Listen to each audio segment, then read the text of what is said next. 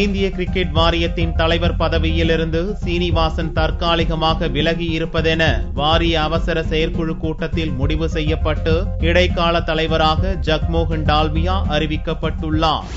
IPL பெட்டிங்கில் ஈடுபட்டதாக குருநாத் மெய்யப்பன் கைதானதை தொடர்ந்து cricket வாரிய தலைவர் பதவியிலிருந்து அவரது மாமனார் சீனிவாசன் பதவி விலக வேண்டுமென்ற கோரிக்கைகள் வலுத்தன.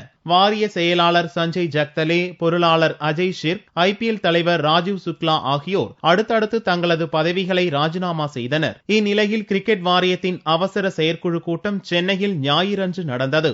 சீனிவாசன், பதவி விலகிய பொருளாளர் அஜய் ஷிர்க், துணைத் தலைவர் நிரஞ்சன் ஷா, ஷிவ்லால் யாதவ், வாரிய முன்னாள் தலைவர்கள் ஜக்மோகன் டால்மியா, ஐஎஸ் பிந்த்ரா உள்ளிட்டோர் கூட்டத்தில் கலந்து கொண்டனர். வாரிய துணைத் தலைவர் அருண் ஜெட்லி, இணை செயலாளர் அனுராக் தாக்கூர், ஐபிஎல் முன்னாள் தலைவர் ராஜீவ் சுக்லா ஆகியோர் டெலிகான்பரன்சிங் மூலமாக கூட்ட நடவடிக்கைகளில் பங்கேற்றனர். 2 மணி நேரத்துக்கும் மேலாக நீடித்த இக்கூட்டத்தில் தலைவர் பதவியை ராஜினாமா செய்ய சீனிவாசன் திட்டவட்டமாக மறுத்தார். செய்யாத தவறுக்காக பதவி விலகுவது தவறான முன்னுதாரணமாகிவிடும் என்றும் அவர் வாதிட்டார். இறுதியில் குருநாத் மெய்யப்பன் மீதான புகாரை விசாரிக்க நியமிக்கப்பட்டுள்ள மூவர் குழுவின் விசாரணை முடியும் வரை தலைவர் பதவிக்கான கடமைகளை ஆற்றுவதில் இருந்து தான் தற்காலிகமாக விலகியிருக்கப் போவதாகவும், அதே நேரம் வாரிய தலைவர் பதவியிலிருந்து தான் விலகவில்லை என்றும் சீனிவாசன் அறிவித்தார். மூவர் குழுவின் விசாரணை முடியும் வரை மேற்கு வங்க கிரிக்கெட் சங்க தலைவர் ஜக்மோகன் டால்மியா இடைக்கால தலைவராக இருந்து வாரியத்தின் அன்றாட அலுவல்களை கவனிப்பார் என்று